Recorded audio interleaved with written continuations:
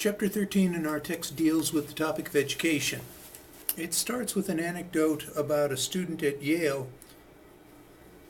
and raises a larger issue of whether or not it's true that people who go to more elite selective institutions will be provided with more opportunities or not, or whether education at any institution of higher learning enhances dramatically the opportunities available of all who attend such institutions. One of the big questions in this particular chapter is whether or not the process of education involves learning to learn or learning to labor, which is calling into question what's the functioning of schooling. Learning to learn might harken back to a more Aristotelian thought that learning in and of itself is worthwhile, where a more pragmatic, perhaps more commonly associated with the 19th century perspective, is that learning ends up preparing people to be able to work better in the working world, not so much because of a vocational pursuit as much as because that person will be able to adapt to new situations and be able to become competent with these new types of situations. Generally, let's talk about education. Education is a process whereby certain ideas and tools, general and specific, that are academic, social, and cultural are developed. So what may not be especially clear in the educational process is that there is a kind of a functionality that's going on. Terms that are discussed early on include the idea of functional illiteracy, that people are able to get by with their reading skills, but only that, and that as much as 14% of the people in this country lack proper reading skills. A variation on that very same concept is one of innumeracy. That is, that people are able to manage with some mathematical skills to function in society, but that perhaps as many as 1/5 of those people under the age of 16 lack such skills. Finally, the concept of human capital refers to those knowledge and skills that make a person more productive and bankable, so that think of it as the kind of investment that is made into individuals that allow them to later on accomplish greater goals. Part of what is the educational process includes one involving socialization and how education can improve social interactions. The researcher Philip Jackson referred to this aspect or facet of education as its hidden curriculum, that is, the non-academic or less overt function of education. Considering this from the perspective of one of the three major theories, that is Marx's conflict theory, schools are tools of capitalism and teach skills that are conducive to maintaining positions in the workforce so that workers understand that they are subordinate, while their masters or leaders tend to be those who manage them. The skills to be subordinate included a measure of self-discipline, an ability to obey, appreciation of punctuality, and reliance or dependability. So we can also see from a Marxist perspective and more clearly how education could be a tool for domination when it turns out to be something that was used on the indigenous cultures of places like the United States and Australia to get these peoples better assimilated into the dominant culture. This could also be used for immigrants. The researcher Sorokin regards schools as sorting machines, ending up eliminating students who don't meet certain social requirements regarding ability, talent, social and moral character, and then sorting the remainder for future careers. So see education, therefore, as a primary tool for accomplishing a particular kind of social goal. If you accept the premise offered by Sorokin that education is a sorting mechanism, Kozel notices that black students were disproportionately being sorted into special education classes, and that those focused on teaching vocational skills. The significance of this, of course, is that it would perpetuate racial stereotypes and also limit opportunities of individuals who identify as black. Next question, do schools matter? Look at perhaps the way in which even the physical buildings say something about the impact of schools in a particular society. In 1964, you had the Coleman Report, which showed that schools that were highly segregated had great achievement gaps between black and white students. It almost didn't matter the differences in resources that existed between these types of schools. What it suggests is that what accounts for differences between the so-called black and so-called white populations were family background and peers, although some suggest that this finding was suspect. Does school matter? Well, look at the impact of class size, that smaller classes generally had fewer disciplinary problems and that students in such classes attained higher score. These benefits were very long-lasting, so it suggests that an element of a better functioning educational system would be to reduce class sizes and allow for more focus. Also, look at the difference between private schools and public schools, that schools with a religious context, such as Catholic schools, generally had higher test scores, and that non-religious private schools also tended to have high scores, followed by those who attended school in a public school system. One of the consequences, unintended, that secular private schools do is to convert birthright into credentials, making them legitimate. Here's what that basically means, that people who can afford private schooling found that that meant that the individuals were able to translate that into a credential because the private schooling generally was regarded and probably was truly able to provide a better quality education. So it became a shorthand or a credential that those who attended schools would be able to demonstrate greater competencies or proficiencies. Next section, what's going on inside of schools? If Sorokin talked about a sorting mechanism, maybe the more contemporary version of sorting mechanisms is the idea of tracking. This is a way to divide students into different classes by ability or by their future clans to create a better learning environment. What this could end up doing is creating a self-fulfilling prophecy that individuals on a particular college track would end up being more likely to do well in anticipation of college, such as achieving better math scores and increasing the likelihood of graduating from high school.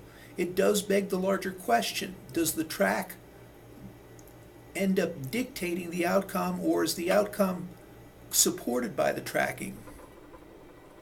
In general, research seems to suggest that tracking doesn't help those students who are in a general track. Those who come from a privileged background are more likely to be on a college track, and that even to the extent that you could find students who don't identify as Catholic attending Catholic schools doing very well, but that may be more of a proxy for the determination or the drive of the parents that these children engage in achieve academic success.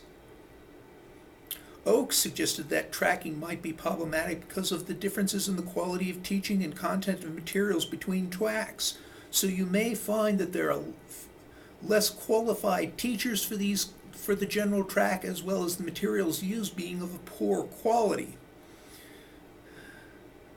In talking about the classroom pressure cooker, we see the self-fulfilling prophecy occurring under the rubric or the heading of the so-called Pygmalion effect. Pygmalion is a Greek story which was updated most recently historically in the musical and movie My Fair Lady, where we see that by taking an individual and placing him or her in a higher status society, that person blooms because that person was in that higher status or society. So that in schooling, if teachers hold higher expectations for higher students, then these students respond by meeting teachers' expectations. Therefore, expect more from students and find that they rise to this. The problem is, of course, is that when you consider the development of national standards, whether or not this is going to mean that we're going to find that by creating a norm or a minimum in our society, that students won't be encouraged to do the best possible. In the context of teaching, we also see the idea of best practices. Here, best practices means teaching methodologies that have been supported or that are identified as the best kinds of teaching as supported by particular levels of research.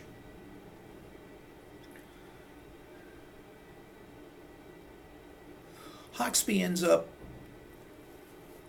finding that increases in peers' reading scores were successful in raising individual students' scores. So one of the questions then is, does this work in reverse? Do people with poor scores end up dragging down individuals? Moving on to the topic of higher education, at least from the perspective of the author of our text, that higher education might be considered the equivalent of credentialism, so that higher education serves as a proxy or an alternative for demonstrating one's competency in a broad range of fields. Credentialism as being the purpose of higher education fits most closely with the theory of functionalism of the big three that we've talked about so far in the course. So what this basically means is that students responded to employer demand by attaining more education, especially within the, say, last half century or so, with the dramatic increase in the number of people who gain higher education, and ultimately that the demand for these more competent individuals is dictated by an increase in industrialization. Looking at the role of higher education from a conflict perspective, however, might end up meaning that this ends up emphasizing credentials as a proxy or as a tool for signaling social status or job qualification, so that the higher one's education, the better one's social status. In effect, it takes the meritocracy argument and sort of tips it on its head, where meritocracy is supposed to be reflective of one's competency or abilities. What a conflict perspective would suggest is that it uses it as a tool to unfairly limit individuals because of factors unrelated to the educational endeavor, that one is able to achieve higher levels of education based on the ability to command resources such as money, and it may matter far less that it is because of an individual's competency. One way of looking at higher education is to look at the idea of the SAT and whether or not this particular standardized tests that many high school students have to take reflects an opportunity for a meritocracy or creates a kind of a big test. The idea that this is a particular tool for being able to sort out individuals.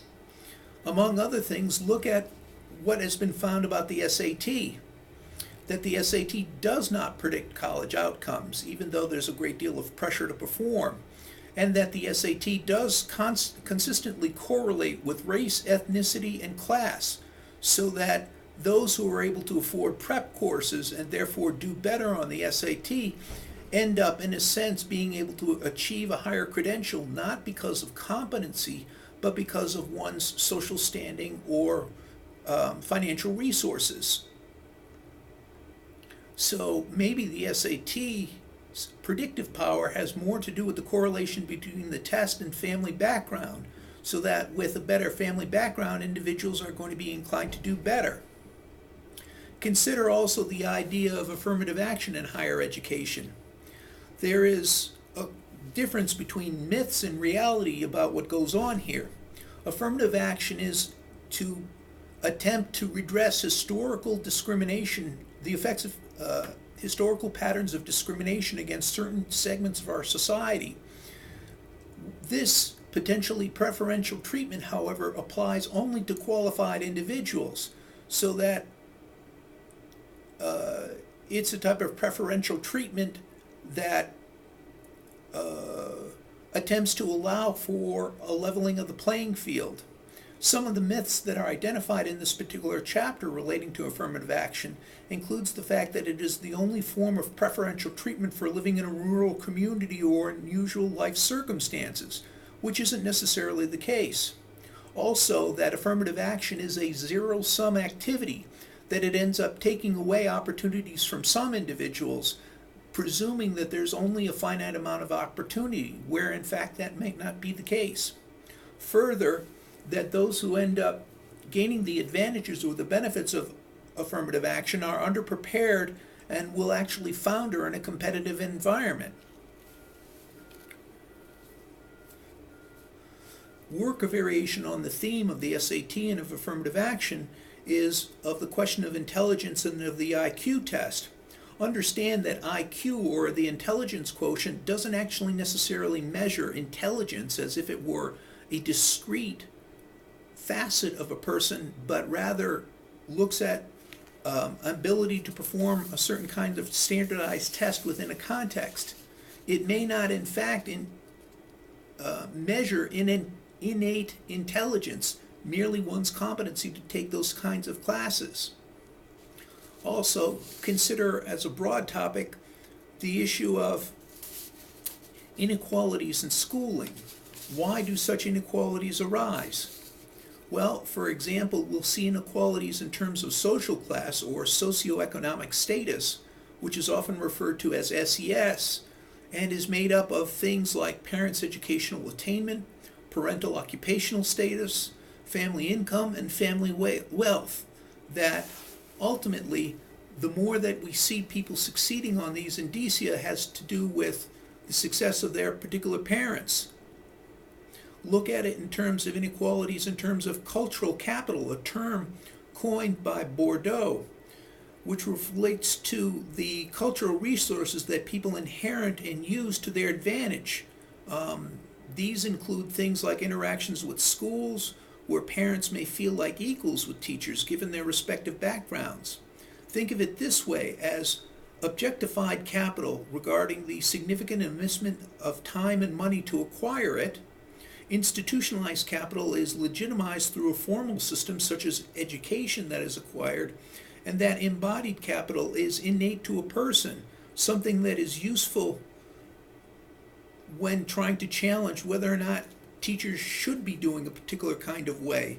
It ends up, in effect, rewarding those from a middle-class background because of the knowledge that they've acquired outside of the classroom, or that they may have acquired from home life. Other inequalities in schooling include the concept of race, and as we've seen in prior chapters, race is a social construct, that there is not something necessarily innate to it, but that it is a means of, that it has a certain value to a particular culture. Generally speaking, we see that people who identify as black do more poorly on cognitive achievement tests and experience higher rates of being left back or suspended or expelled, which begs the larger question, why is that happening? For people who think as race is something as fixed and immutable, this ends up serving to validate the perception that one's race dictates one's particular social standing. Perhaps what's going on here has less to do with the idea of so-called race, that this is explained by class more than race, and that the advantages that class confers upon individuals is more pronounced.